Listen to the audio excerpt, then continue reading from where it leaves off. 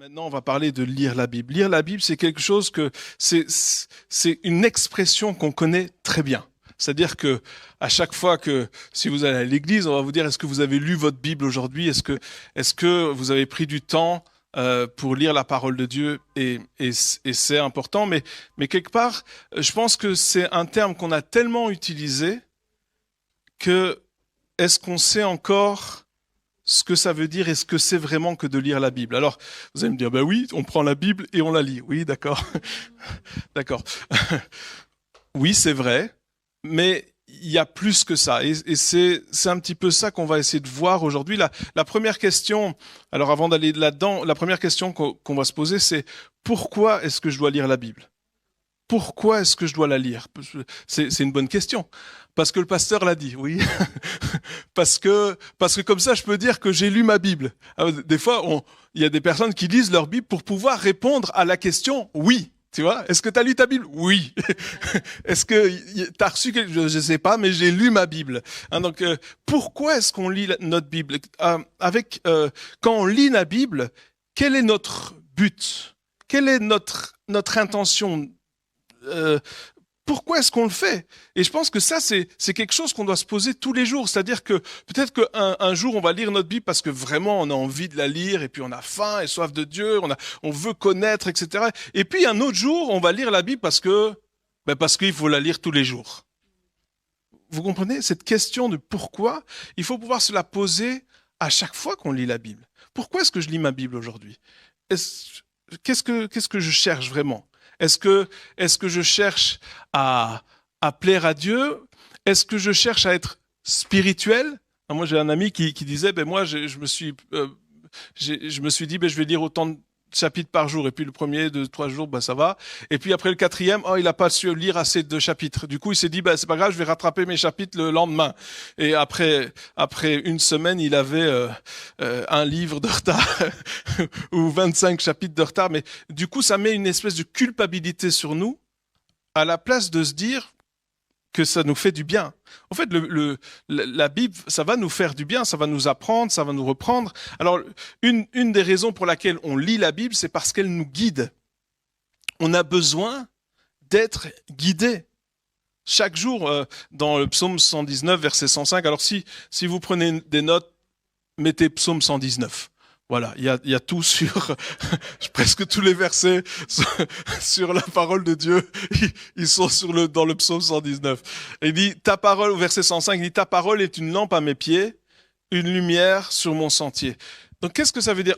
Alors imaginons, si je lis ma Bible en me disant ta parole est une lampe à mes pieds, une lumière sur mon sentier, alors quand je vais lire la Bible, je vais chercher dans ce que je lis, cette lumière sur mon sentier.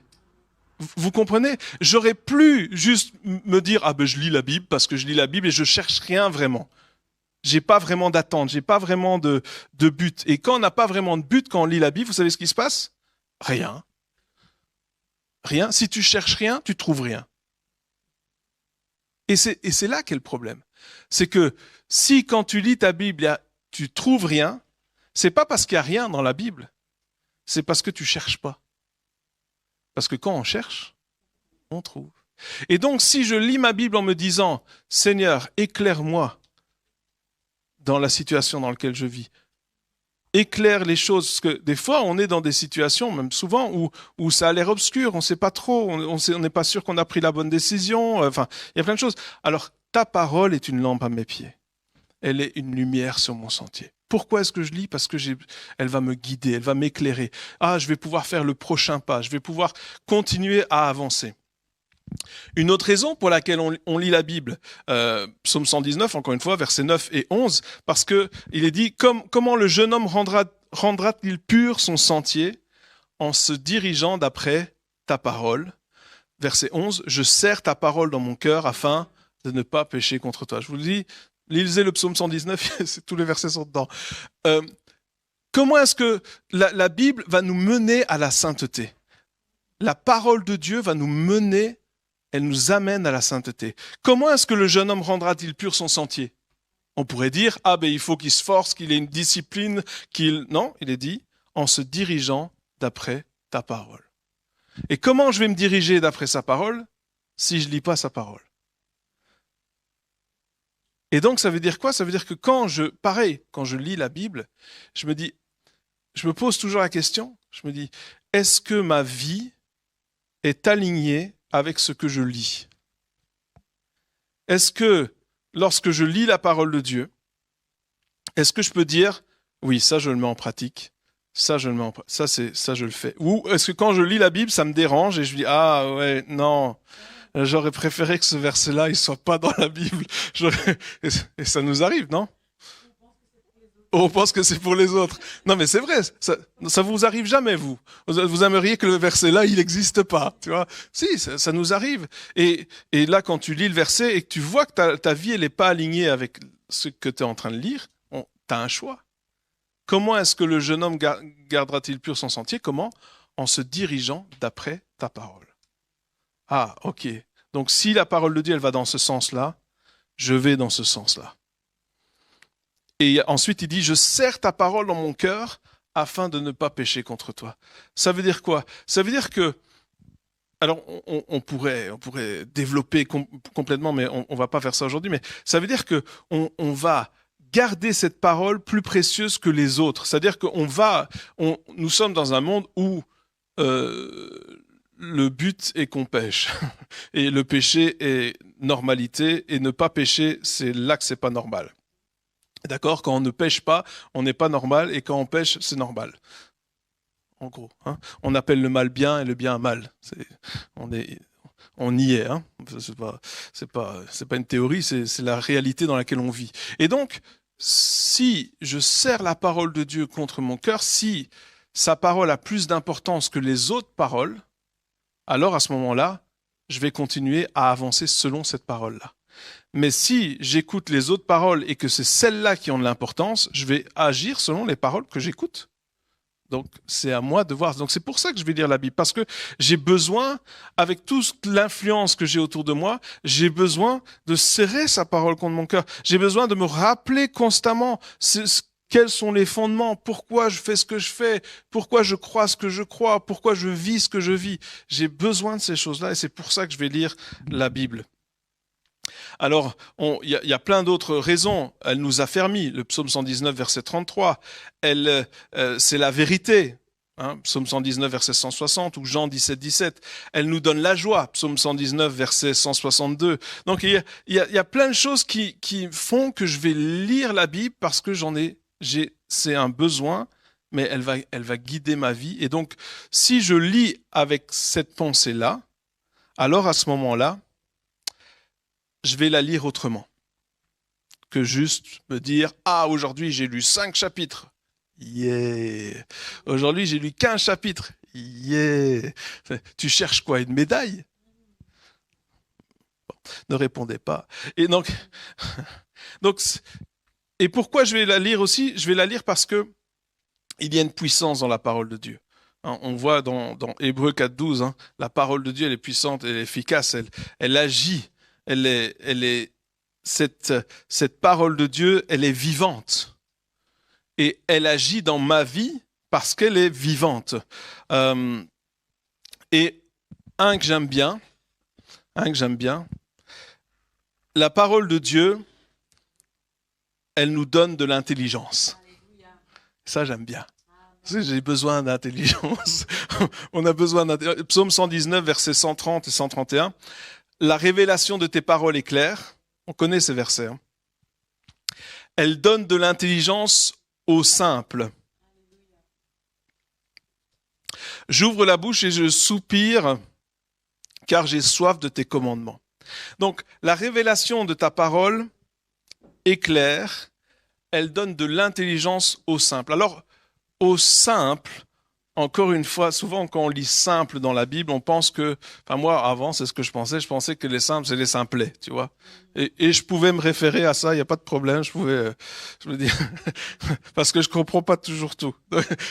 Elle donne de l'intelligence aux simples, mais au fait les simples ce sont ceux qui ont le cœur ouvert. Ceux qui ont le cœur ouvert ont un aperçu des plans de Dieu. Ceux qui ont le cœur ouvert, donc c'est-à-dire qu'ils sont prêts à recevoir ce que Dieu veut leur donner.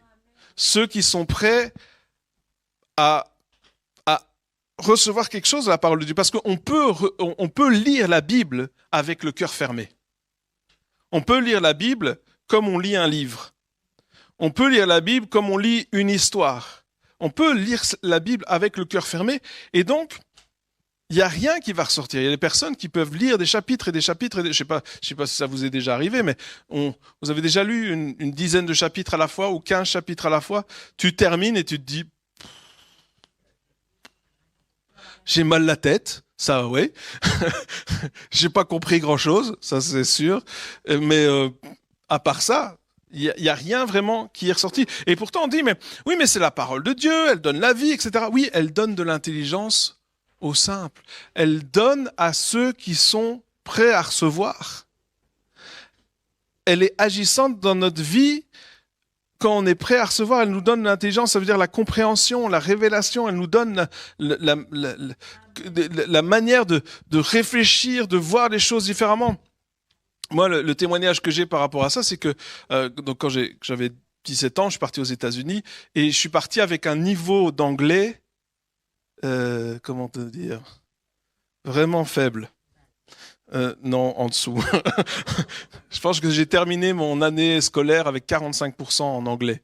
J'étais vraiment super fort. Donc quand même à l'école, où c'est déjà la base, tu as 45%, c'est que ton niveau, il est pas level. Et donc je suis arrivé là-bas aux États-Unis, école anglophone forcément, église anglophone, et j'étais dans une famille, donc famille anglophone. Il n'y avait aucun francophone dans l'école, il y avait des Français, mais dans la ville où j'étais, dans l'église où j'étais, dans la maison où j'étais, il y avait personne qui parlait français. Et à l'époque, on n'avait pas les Google Translate, machin.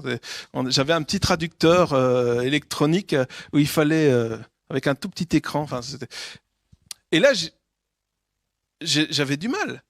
Et qu'est-ce que j'ai fait? J'ai lu ma Bible en anglais. J'ai lu ma Bible en anglais. J'ai commencé à lire ma Bible tous les jours en anglais. En plus, alors pour ceux qui connaissent l'anglais, j'avais la version King James. Alors King James, c'est du vieil anglais. Après, j'ai dit non, je veux la NIV. NIV, c'est un peu plus, c'est plus jeune, on va dire. King James, c'est vraiment du vieux anglais. Et donc, et là, je commence à lire la Bible. Et au fur et à mesure, j'ai commencé à apprendre l'anglais, à savoir parler anglais, à comprendre l'anglais. Et en un mois, je parlais. En un mois, je parlais anglais. Alors évidemment, pas parfaitement, mais je parlais bien anglais, je comprenais tout en anglais, je pensais en anglais. Après un mois, la parole de Dieu, elle donne de l'intelligence aux simples. Il y en a qui vont apprendre les langues avant. Je vais la lire en hébreu. Donc, pour moi, c'est pas juste un verset, c'est la réalité. Elle nous donne l'intelligence. Donc, ça va plus loin.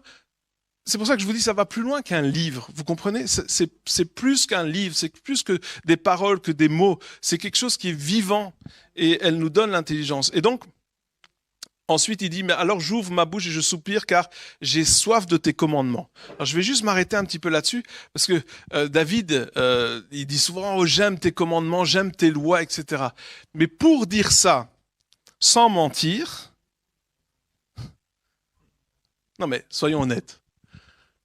Si je commence à vous dire loi, le mot loi, et que je vous dis le mot commandement, on attrape déjà de l'urticaire juste à prononcer ces mots-là. Non? Parce que, non pas vous, les autres, parce que notre chair, elle est rebelle. Et tu vois, dès que tu parles de loi, de commandement, de choses que tu dois faire, tout de suite, tu dis « je m'y oppose ». Comment est-ce que David a pu dire à un certain moment « j'aime ta loi, j'aime tous tes commandements ». C'est que la parole de Dieu avait déjà eu un impact dans sa vie. C'est que la parole de Dieu avait déjà commencé son œuvre en lui.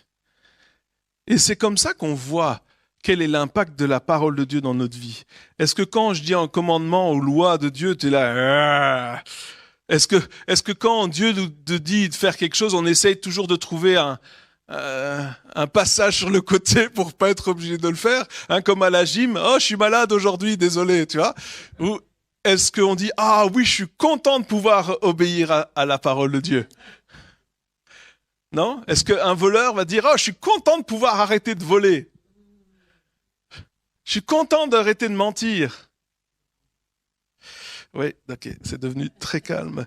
Mais donc c'est l'effet de cette parole de Dieu qui est un effet anti-rébellion quelque part dans notre vie.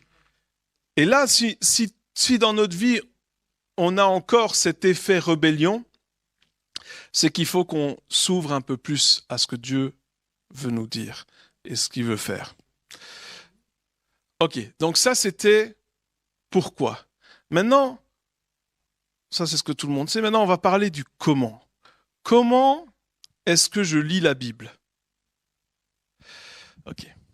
Alors peut-être que ma réponse va en étonner certains, donc m'en veuillez pas. L'attitude avec laquelle on lit la Bible est importante. Comment est-ce que je vais lire ma Bible? Et pour ça, on va prendre un texte dans Jean,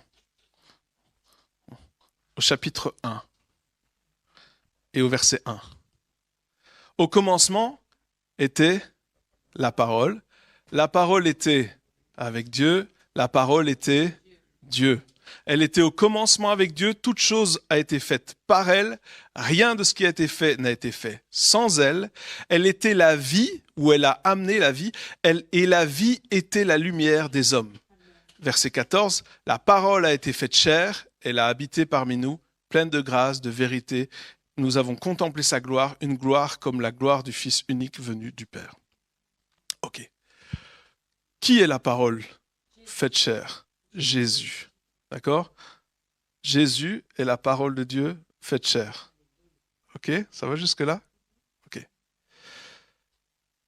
Alors, quand on lit la Bible, la parole de Dieu, on est d'accord, la Bible c'est la parole de Dieu? D'accord. Ok. Quand on lit la Bible est la parole de Dieu, Jésus est la parole de Dieu faite chair. Moi j'aimerais dire, mettons-nous à la place des disciples quand Jésus était sur terre. Parce que quand Jésus était là, imaginez donc que Jésus est là, vous êtes un des disciples, et Jésus enseigne. D'accord?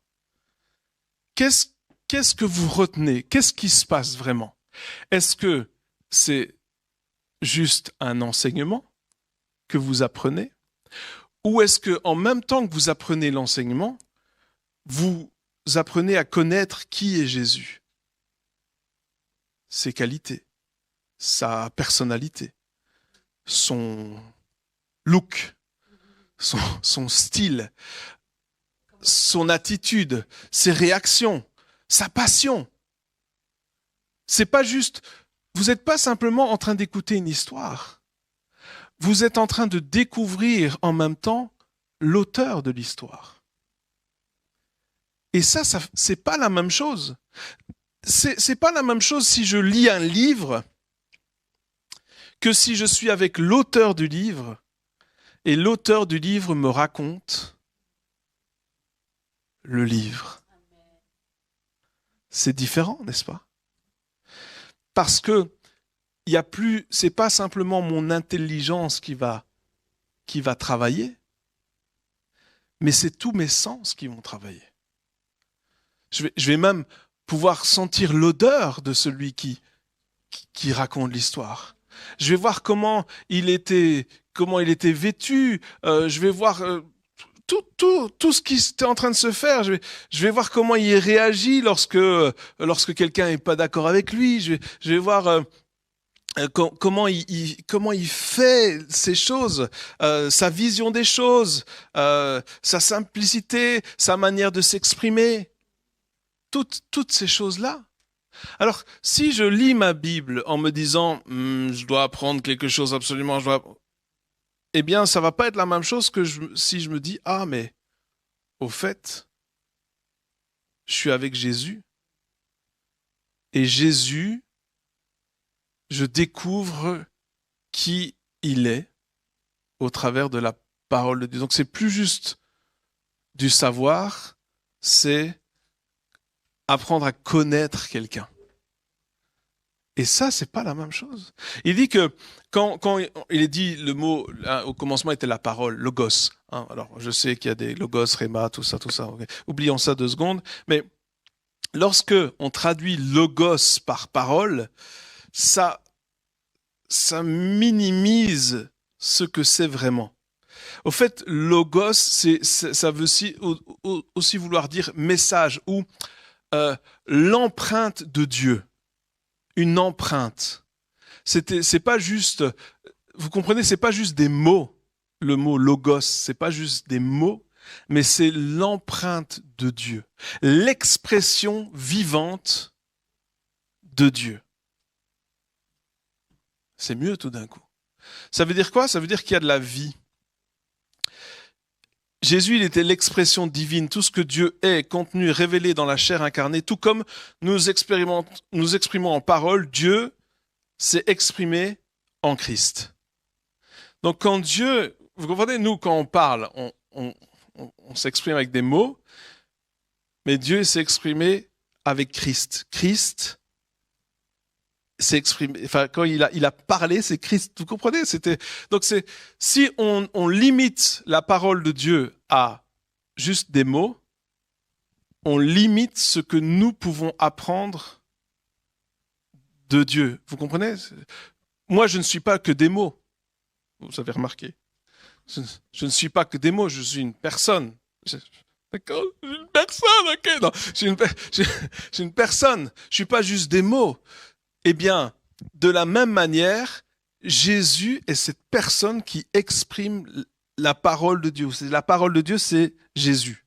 D'accord? Et donc, si c'est que des mots, il n'y a pas grand-chose, mais si j'ai une personne en face de moi, là, c'est toute une plénitude de choses que j'ai à apprendre et que je vais pouvoir découvrir. Et là, c'est pas juste, encore une fois, mon intelligence qui va fonctionner, mais c'est mes sens, c'est mes yeux, mon odorat, mon toucher, c'est tous mes sens, mon ouïe, tout va fonctionner. Avec toute ma personnalité, je vais pouvoir embrasser, si vous voulez, être imbibé de la parole de Dieu. Et cette parole de Dieu, elle va avoir un impact dans ma vie. Et c'est lorsque on lit la parole de Dieu, c'est ça qu'on doit chercher. Wow, c'est plus la même chose, hein, c'est ça qu'on doit chercher. Alors, ok, on va continuer. Alors, ça va jusque-là? Je vous ai pas tout perdu. Alors, donc si déjà je vois ça comme ça, je vais voir les choses différemment. Maintenant, souvenez-vous, la parole de Dieu, elle donne l'intelligence au simple. Comment je vais faire pour apprendre la parole de Dieu? Je vais la méditer. Et ça, on connaît bien ce mot, méditer. Pourquoi je dis méditer? Parce que lire, c'est pas suffisant. Méditer, comment je vais expliquer ça? Alors, j'ai un ami qui a expliqué assez bien comment c'était. Donc, méditer, commençons avec la création. Dieu a créé l'homme, ça va jusque-là? Et puis, l'homme, il n'y avait rien. C'était juste la chair. Et qu'est-ce que Dieu a fait? Il a soufflé sur lui et il lui a donné le souffle de vie. D'accord? Et tout d'un coup, il est devenu un être vivant. Et le souffle, ou l'air, le souffle de vie, c'est quoi? C'est quelque part la connexion, l'interface entre notre corps et notre âme. Vous savez que si vous arrêtez de respirer pendant suffisamment longtemps, après un certain moment, vous allez, oui, et encore après, mourir éventuellement, oui. Et donc, quand on meurt, qu'est-ce qui se passe? Notre âme quitte notre corps. On est d'accord? votre corps, il s'en va aussi? Non, hein, il reste là. Ok. Mais donc, la connexion qu'il y avait entre les deux, l'interface qu'il y avait entre les deux, c'est quoi? L'air que nous respirons. C'est ce souffle de vie. Ça, c'est la connexion entre les deux. Ok. Et ce souffle de vie, cet air que nous respirons, il est là, autour de nous, tout autour de nous, et nous l'inspirons constamment. Pas vous respirez aussi? Oui, d'accord, ok. Je sais pas. Hein. Non mais. Ok, donc ça c'est l'interface entre notre corps et notre âme. Ensuite, l'interface entre notre âme et notre esprit.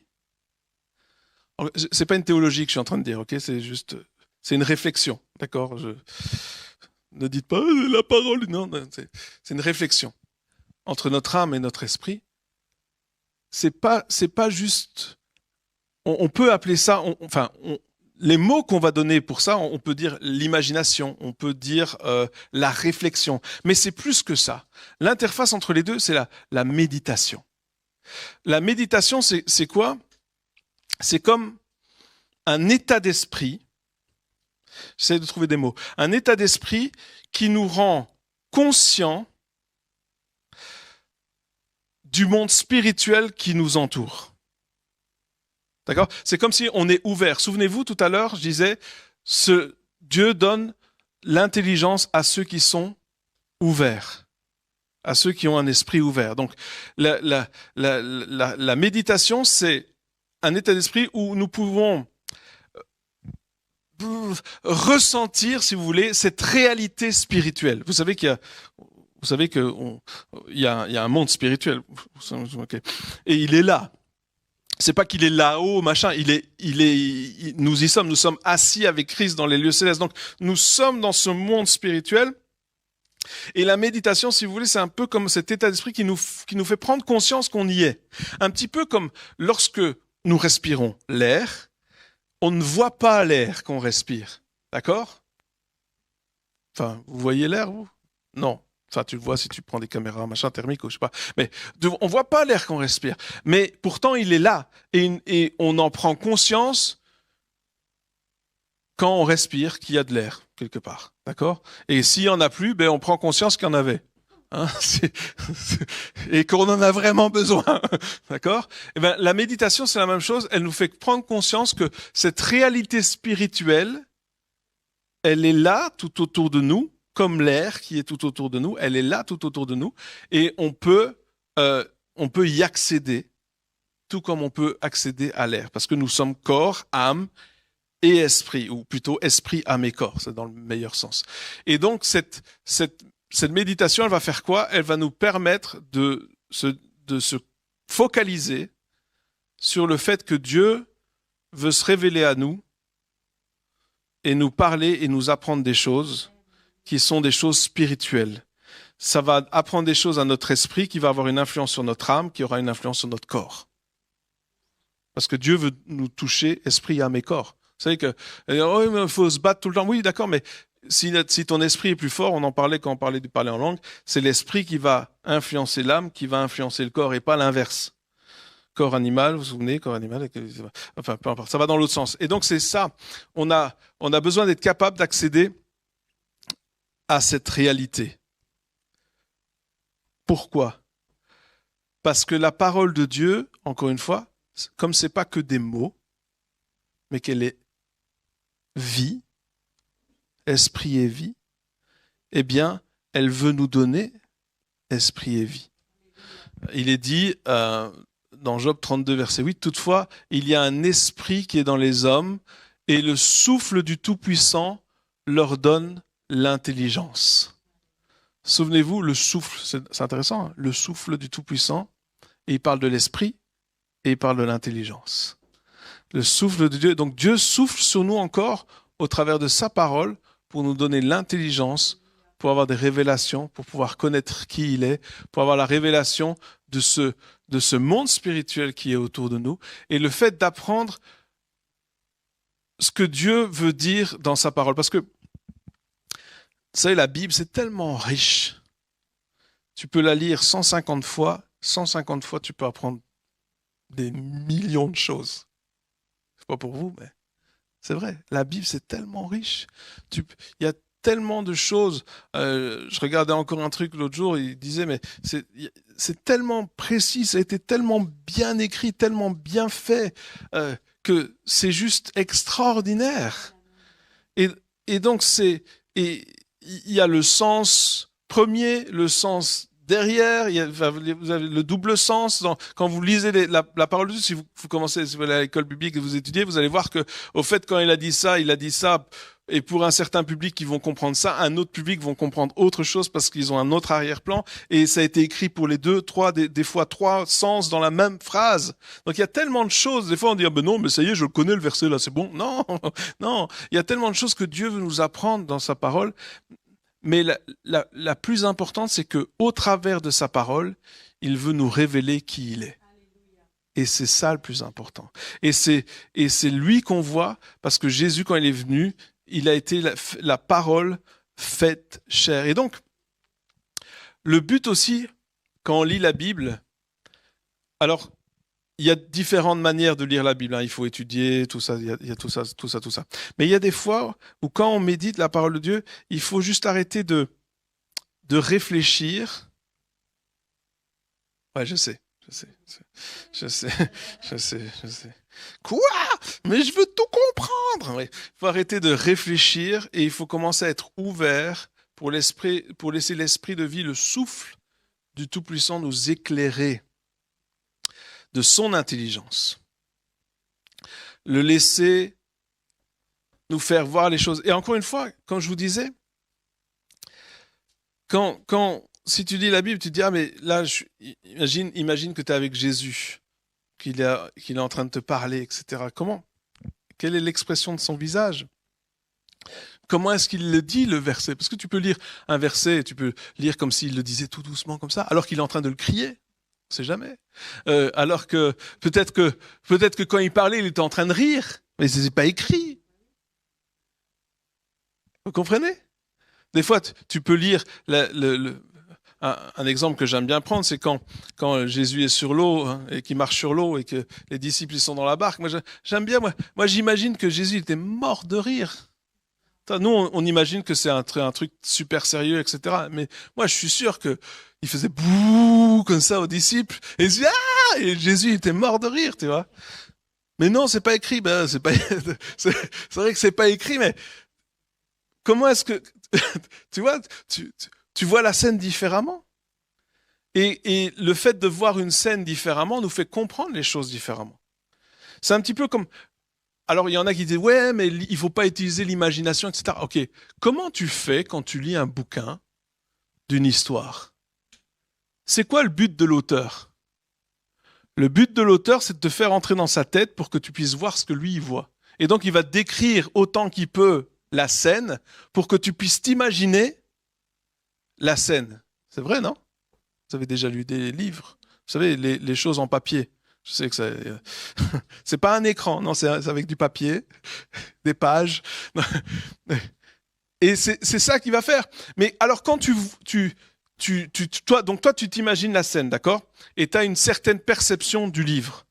Et puis, après, le livre, il sort en salle et il est au cinéma. Et là, tu vas voir le livre que tu as lu et tu vas le voir au cinéma et tu vois, ah, mais moi, j'avais pas vu ça comme ça.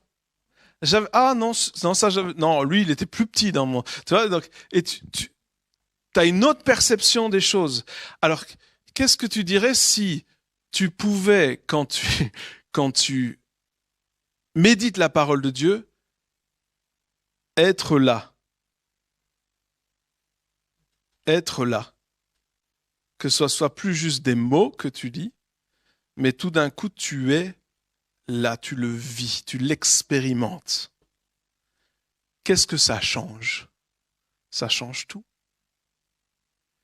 Et Dieu, c'est ce qu'il veut pour nous. Tu dis, ah mais non, ça c'était pour les gens qui étaient là-bas il y a 2000 ans. Non, non, non. Il veut que tu puisses l'expérimenter toi pour que ça, tout d'un coup, tu puisses... Ça, c'est pas juste ton intelligence qui est ouverte, mais c'est tous tes sens qui sont ouverts. tous tes sens qui commencent à se dire, waouh, oh, c'était comme ça qu'il a vu les choses. Quand Jésus, il a tressailli de joie, c'est ça qui s'est passé. Il n'a pas fait, ouh, mais il a sauté, dansé, il était content, il a crié. Jésus a crié, on peut crier.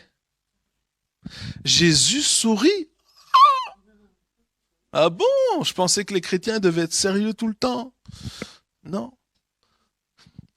Vous comprenez? C'est des choses, Dieu veut qu'on puisse vivre sa parole. Et tout d'un coup, quand on commence à lire et méditer la Bible de cette manière-là, eh bien, ça nous donne envie de recommencer. Non? Si tu y es. Si tu y es, on a tous vu des films comme ça où, vous savez, tu vois un truc et puis tout d'un coup, le gars, il se retrouve dans l'écran, tu sais, il va avoir un film et puis il se retrouve dans l'histoire tout d'un coup. Waouh! Attends, c'est plus la même chose. Avant, il voyait les coups et tout ça, puis les tirs des pistolets, puis là, c'est en vrai. Ah, il doit se cacher, c'est plus la même chose. Il le vit pour de vrai. Et puis, ça a changé sa vie. Les choses qu'on vit changent notre vie. Les expériences que l'on fait changent notre vie. Et si on pouvait expérimenter ces choses-là, eh bien ça se fait au travers de la méditation. Ok, on va prendre un exemple, on va prendre un exemple concret. Par exemple, imaginons, vous voulez qu'on le fasse, et on va faire ça ensemble. On va prendre le psaume 91, 91 pour les Français, le verset 1. Restons simples. Psaume 91, verset 1. Il est dit, « Celui qui demeure à l'abri du Très-Haut repose à l'ombre du Tout-Puissant. » Ok. Faisons un exercice ensemble. Fermons les yeux un instant. On ne va pas juste faire de la théorie, faisons un peu de pratique. Ok. Alors maintenant, j'aimerais que vous puissiez, chaque parole, vous puissiez l'imaginer. D'accord? On va faire ça doucement. Donc, celui qui demeure. On va s'arrêter là. Celui qui demeure.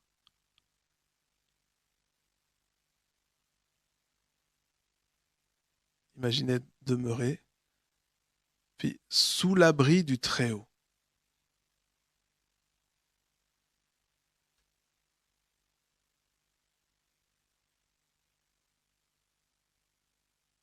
Se repose.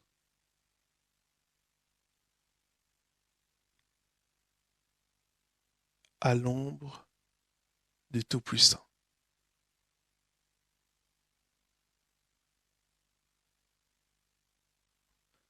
On peut même faire ça aussi avec notre respiration pour ralentir le rythme. Ça aide des fois à respirer, inspirer, expirer pour ralentir le rythme, mettre notre cerveau hors jeu. Celui qui demeure. Imaginez demeurer, rester, habiter. Sous l'abri du Très-Haut. Imaginez que vous êtes là, à l'abri du Très-Haut, près de lui.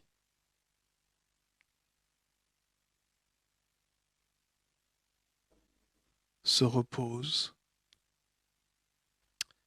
Et dans ce mot repose, il y a la paix de Dieu qui est là, le shalom de Dieu.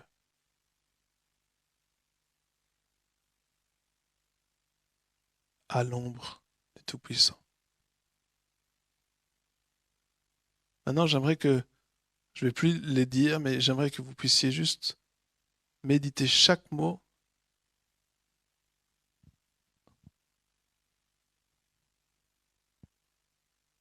Et commencez à le vivre simplement. Soyez ouverts à ce que l'Esprit de Dieu veut faire, même maintenant, même pendant cet enseignement.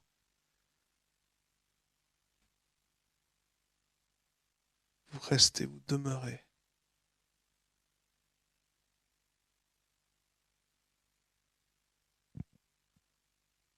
Et même alors que je dis ces mots, je sens la paix de Dieu qui est là cet après-midi. Il y a une paix de Dieu maintenant qui vient juste en proclamant ces paroles.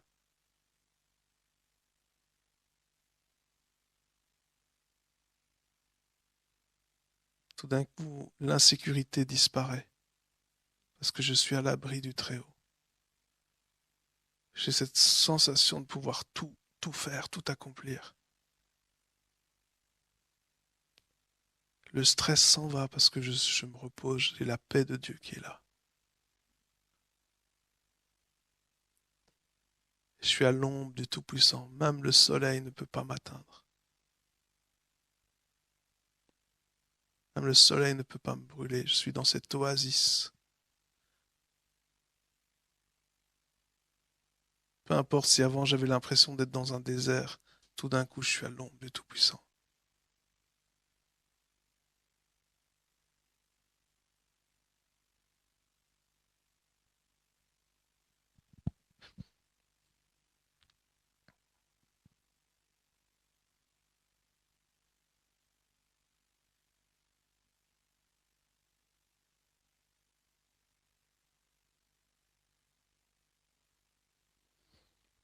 Alléluia. Ok, vous pouvez revenir.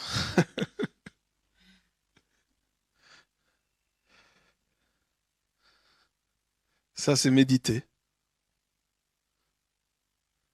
Vous, vous avez senti cette différence, ce qui a changé, même au niveau de l'atmosphère, si on veut parler comme ça. On est passé d'un état à un autre, d'une réalité à une autre. C'est ça, méditer. C'est de rentrer dans cette réalité. Alors qu'il y en a qui vont dire, ah oui, mais j'ai pas, j'ai eu qu'un aperçu. Oui, mais ça, c'est juste le début. On peut aller beaucoup plus loin. Mais alors, je dis pas qu'il faut pas lire la Bible. Normalement, c'est pas ça que je suis en train de dire. Mais il y a des passages comme ça qui, lorsqu'ils nous touchent, lorsque ça, on sait tout d'un coup qu'il faut qu'on s'arrête. Et il faut s'arrêter. Et il faut méditer. Et pendant la journée, je vais m'arrêter plusieurs fois.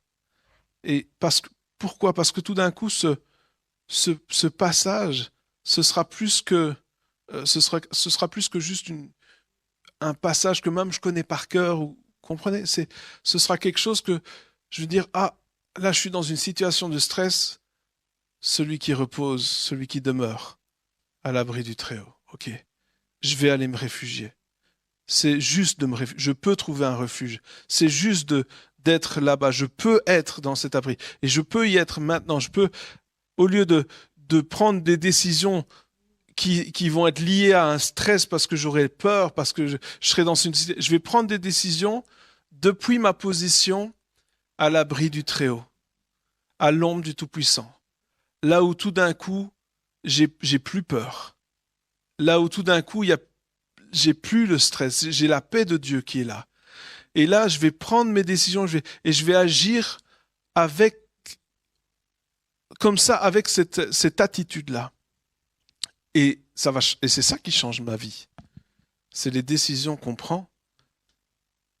Mais si elles sont influencées par la parole de Dieu, alors elles vont m'amener à la vie. Si elles sont influencées par le fait que je me fais avoir par les mensonges du diable, alors elles vont m'amener à la mort. Et c'est pour ça que c'est important de lire la Bible. Et c'est comme ça qu'on lit. Vous comprenez? Ça n'a plus rien à voir avec un exercice, ça n'a plus rien à voir avec un concours ou du meilleur spirituel, ça n'a plus rien à voir avec la BA que je dois faire aujourd'hui, il faut lire la Bible. Ça a à voir avec je découvre qui est Dieu. Je cherche Dieu. Je veux apprendre à le connaître. Et au travers de sa parole qui m'est révélée, je vais apprendre qui il est. Ça va dépasser les mots que je vois, les caractères, les écritures. Ça va me révéler qui il est parce que ça va devenir vivant pour moi. Et là, du coup, quand quelqu'un va te dire « Ah, mais moi, j'aime pas lire la Bible », tu vas lui dire « Attends, laisse-moi te dire comment on fait. » Tu vas voir que toi aussi, tu vas aimer lire la Bible.